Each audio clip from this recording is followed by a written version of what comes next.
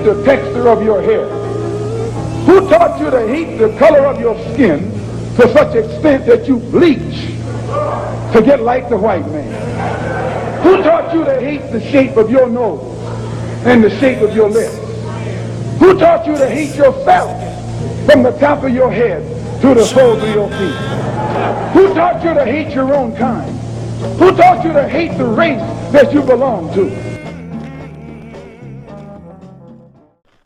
Don't let anybody make you think that God chose America as his divine messianic force to be a sort of policeman of the whole world.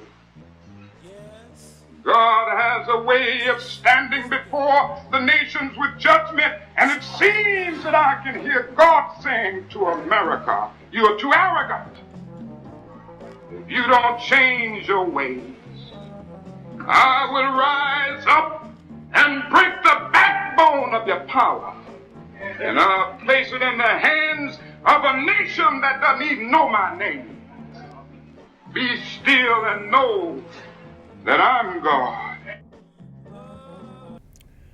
Welcome again to Street Talk. My name is Ahmad Shakaraki, and on Street Talk, what we do, we talk about the political, social, and economics here in Michigan, the U.S., and abroad.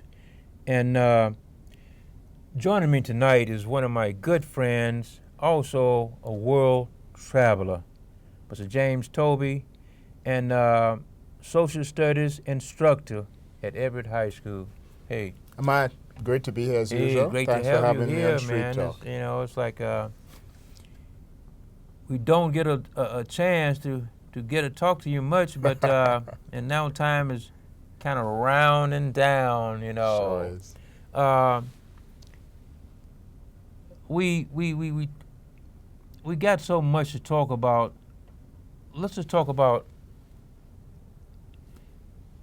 the things that's happening here in the U.S. and it started with the Chicago? Yeah. Okay. Well, what we've seen recently is within the last, I would say, couple of months, we have noticed that there has been some vitriolous attacks on African Americans. And of course it began with Missouri, with that, that awful shooting and subsequently the non-charge of the police officer. But recently what has come up is the fact something that really stinks politically, and it has to go with Mayor Emanuel.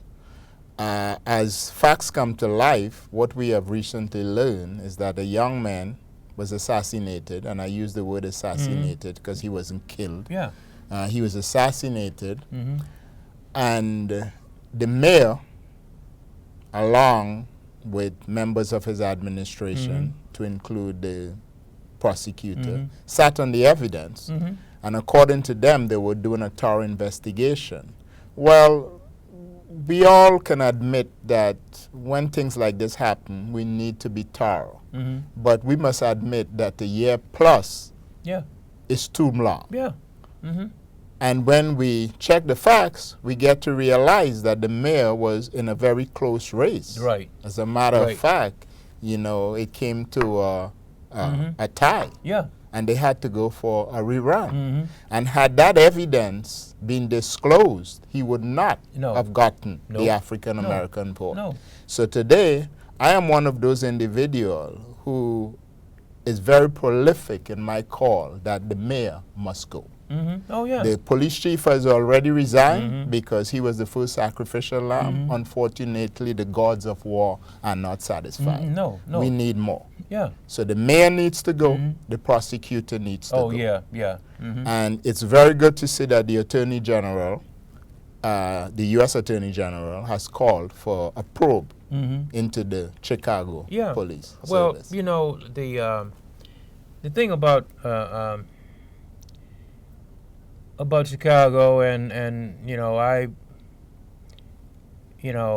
hear once in a while about other cities, but Chicago is it's one of those cities and most of the police forces around the U.S. has a hush, hush, hush type thing. You know, they do something, and then guys have no idea, but they be told, hey, you say this, and that's what they say. You know, even the good policemen are caught up in that. You know, because if you got 10 good policemen and one, you know, one out here, you know, no good, he you know, he do something, and then the It's good covered. ones gotta you know, gotta cover for him and all It's that. called it's called a thin blue line. Right. You know, and it's in any service. You know, there's what you call a warrior's code. I spent 10 years in the military. Mhm. And we always pride ourselves in the fact that we have each other's six, Mhm. meaning you have each other's back. Mhm. So in terms of these, given the job, the nature of the job, Mhm. it's only fair to understanding that you will cover your brother. Mhm. And no one is expecting our police officers to be, you know, utopian citizens. Right. Mhm. But at heart, one has to remember that they are the preservers of law and order. That's it. Yeah. Mhm. And citizens have to come forth. Mhm. This is not a fraternity. Right. And Right. people gonna need to understand. I laugh when I always hear they say the police force is a fraternity. No, No. it ain't a fraternity. No, It no, ain't a fraternity no. like a nursing is No. sorority. No. You are there to serve. That's it. End the story. Mhm. Mhm. And this is where we have got the cross. Yeah. We need, as I've always stressed, policemen and women need to be of the community. Mhm. Yeah. It calls for community policing. That's it. If we look around the world, I know I was born in the Caribbean, and the policemen and women were in my area. They knew me. Yeah. Yeah. So when they took a hold of you to correct your action or inaction, it was not based on a color or anything like Right, that. right. It's what you did. Right. And so that's the stage that we have got to go back up on. But see, we've gotten so so far away from the reality. Really, is that, you know, most of the people who work for, you know, I work for that, blah, blah, blah. And so even though we are paying them, they're not serving us. You know? Well, again, nothing is going to change. Change doesn't come because people ask for it. No. Change comes because, one, because people demand and insist upon it. Change demands sacrifice. That's it. That's it. And we have to be willing to make that sacrifice. I am not calling for violence because we no. can't win that. Oh, no. But no. I do call for peaceful demonstration. It's like every Saturday, you can designate, you should see every living person who is black, bring their whole families. We're going to be at a certain point with our placard and our sign, and we're going to let it known that we are tired of the assassination of all kind. Because as I said, it's legal lynching. Well, you know, that's what we should be doing. But you know, in the last 30-some years, you know, almost 40 years, you know, the people of our people have gotten away from that, and you know, when I was, you know, like 16, 17, let's just say back in the early 60s, before I went into the military, we was out there trying to get things changed. And, you know, 30 years or 40 years later, now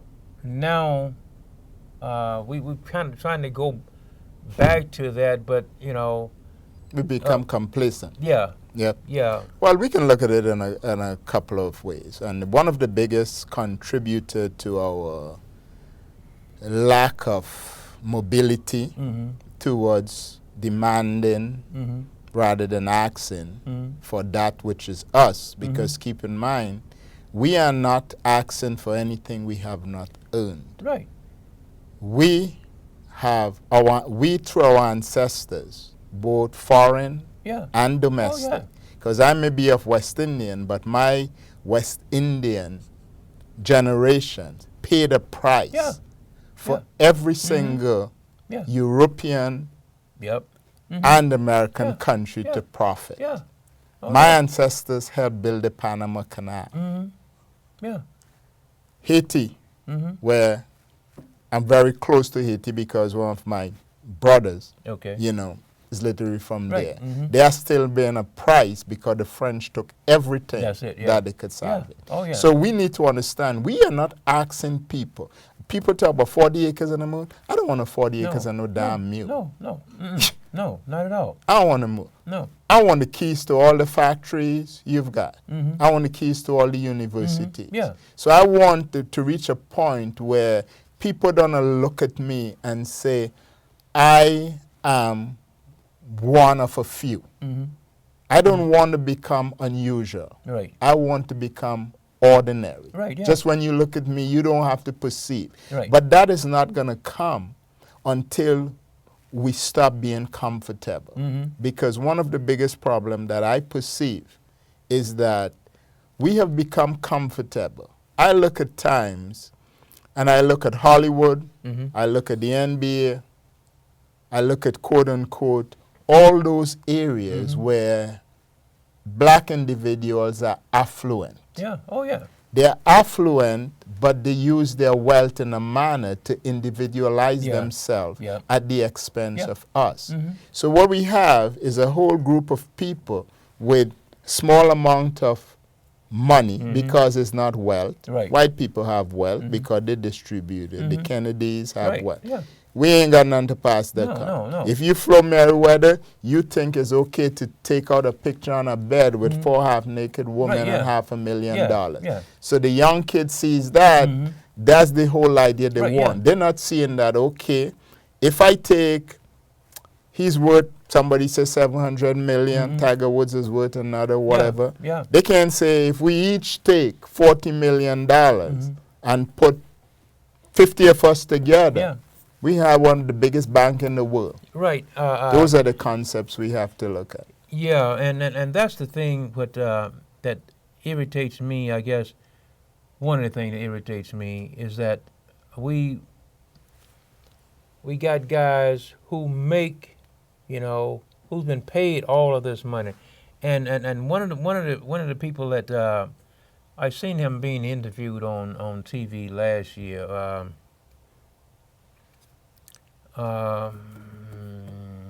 His name is, I can't remember his name, but anyway, back in 91 or 92, him and this other guy made this record. They made this record, some white guy put the record out back in the 60s, but anyway, the white guy and the white guy and the 2 black guys got together to make the record over again, and that's how they got started. But anyway, I seen one of them who did the record on TV last year, and this guy was interviewing him. Now,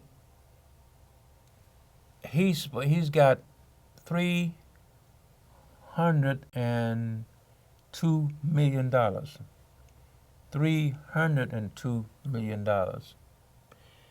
And so the black guy was asking him something about some of the groups that he was now backing, and was talking about the language they use on these records, And he, that's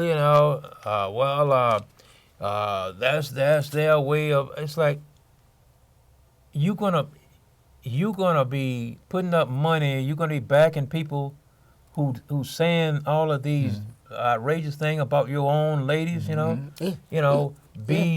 and H's and the B's and all these things. Yeah, but what is worse, think about it. We download this music. This music, it's what makes money. It comes back when all is said and done. We as a people have to hold ourselves accountable of how we see ourselves.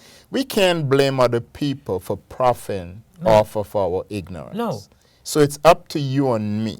Now, I know personally, I'm not going to win the battle in the public arena. Right.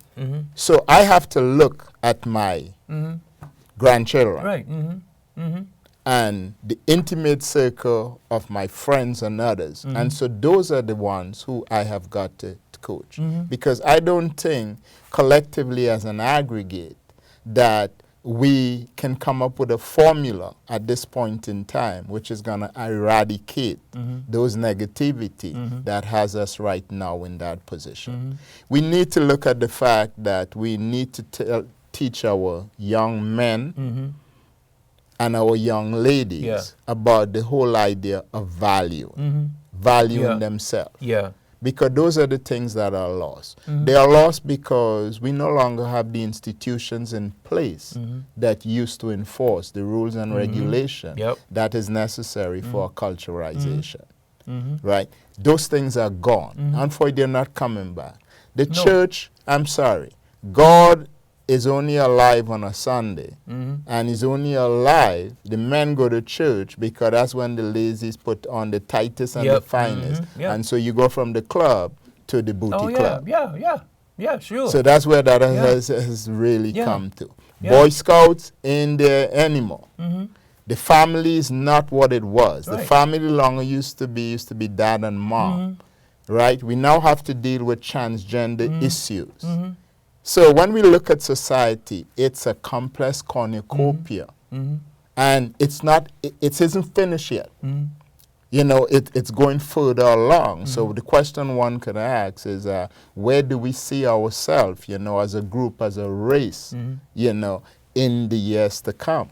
I mean, socially, we already near Skid Row with the terms of what we are willing to accept. You see, each time we accept, we give up more of our morals, and we accept more of the immorality. So it becomes, pretty soon it becomes a norm. As a teacher, one of the things I've got to accept, which was years ago, I would say I've been teaching since 91 to the present time. In the 90s, early 2000, obscene language, I wouldn't hear that in my classroom. Now it's a norm. I ask my students straight out, when did obscenity replace the English language as a form of communication? What do they say? I mean, there's not much for them to say because it's not that, and listeners who are hearing me may look at me and say, he's just being crazy. It's not that they are being disrespectful. Don't get me wrong. It is because it has become an accepted way of communication. Sure. So it's there. I remember long ago when if you were going to say the B word, you look around twice. Now, it's a term of endearment.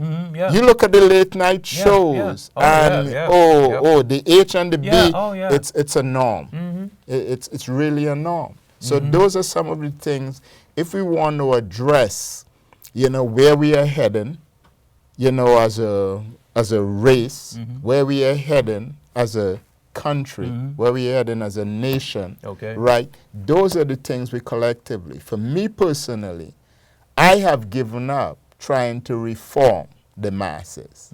It's not going to work.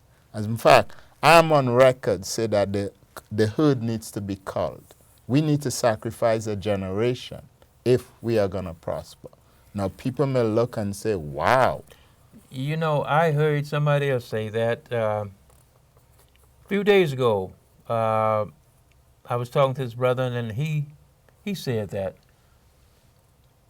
So we at the point now where you think we're going to have to... We have to cull the herd. We have to...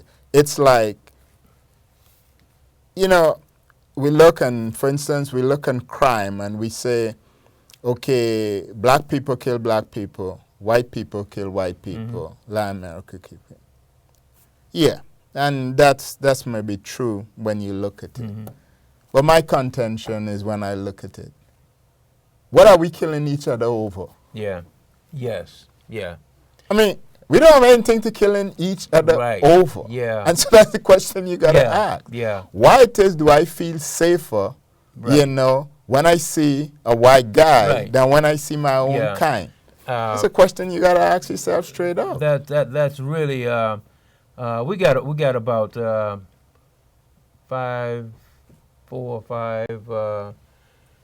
6, 7 more minutes. But let's talk about how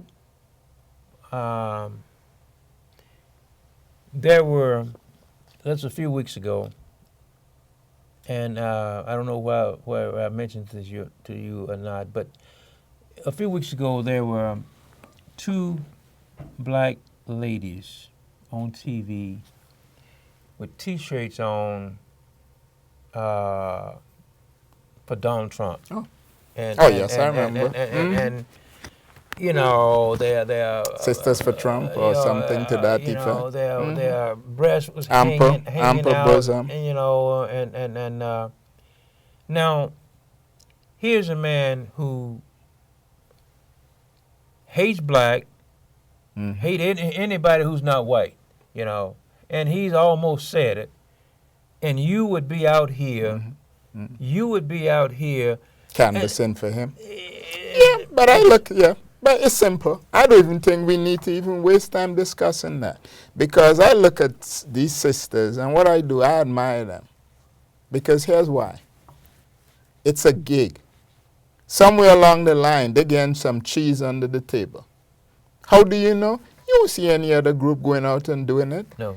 Take a look. How many, on that same note, Donald Trump met with black pastors, was it last week? Sometime, yeah. Okay, let's say he met with about 100 of them. Suppose 100 of them. Now, we know in this country is one thing we don't have a shortage of is pastors. We know that. Yeah. Matter of fact, last thing we need is another pastor, but we got one. Okay, right? all right. Here's the deal. How many of them endorse him? From what I heard in news, out of those 100 or whatever, 4 of them endorse him. Now, 4 out of 100, that means 96. Yeah. Now, you look, we say, we ain't got a shot at the pastors. Who have come up and do with him? These sisters saw, look, we ain't get on TV because they got interviewed, they got on YouTube, right? Yeah. They say, right, from what I know, Trump asked them to show up. I know those sisters' negotiation. So I say more power to them. Because I know in the living hut, they ain't going to endorse Donald Trump. Donald Trump is not even going to admit them to his bathroom as a maid. So good for the sisters. They see a way to make some dough. Good for them. Okay. Yeah. One of the things that has me kind of not puzzled, because knowing the setup of this country, but you know, why he's riding high in the polls? Right, and also what he is saying now about Muslims. Yes. Oh yeah, and he has more to say. Let's stop for a minute and understand something. There's a word you and I know and we're familiar with. It's called xenophobia. Yep. Xenophobia is the fear of anything foreign. Anytime individuals like Mr. Trump feel threatened by outside forces, he's going to lash out. Let's look at a significant factor that is not going to change. I don't care how many Donald Trumps come along. White people are declining. Yes. Yep. Their birth rate is fixed. Every time one dies, one is born. Minorities are plunging. 10 of us die, 50 of us there to replace. The Latinos are going to be the majority in this country, give and take. Yeah. This is just fear. It's panic. You got to make a stop to it. So Donald Trump is out because those who have the reins of power, and they are white men, Yep. they are fearful of the change that is coming. Yep. Yeah. So even though they aren't coming out and saying Right. they don't like what Trump is doing, they like it. Oh yeah. Yeah. Okay. Germany today has one of the youngest population in the world. Germany today has less old people, less crippled than any other country. Why? A guy called Adolf Hitler came along and he systematically, using genocidal methods, eradicate the population. It's clean. A lot of Germans will talk openly they can't stand Hitler, but in secrecy they say yeah. Yeah. Yep. Here we go again. Yeah. We got another Adolf Hitler looking at the making. Yeah. Oh yeah. Because he's talking, like I tell people, do your history. Yeah. Yep. Go back and hear Adolf Hitler's Yeah. speech, Yep. and you tell me if you can do a comparative analysis. Yep. Yes. Now, there's a speech I always tell people, be careful. When they came for the homosexual, I didn't speak up because I was not a homosexual. When they came for the Jew, I did not speak out because I was not a Jew. When they came for me, there was nobody to speak up. Right. Right. Yeah. We got a couple more minutes, and you know, we trying to touch on all these things, but what do you think? Who taught you to hate the texture of your hair?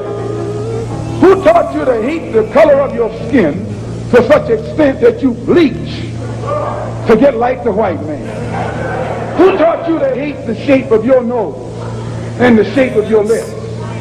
Who taught you to hate yourself from the top of your head to the soles of your feet? Who taught you to hate your own kind? Who taught you to hate the race that you belong to?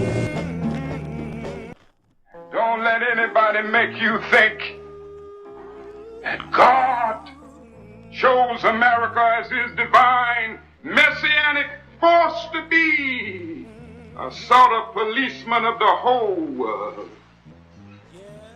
God has a way of standing before the nations with judgment, and it seems that I can hear God saying to America, you are too arrogant. If you don't change your ways, I will rise up and break the backbone of your power, and I'll place it in the hands of a nation that doesn't even know my name.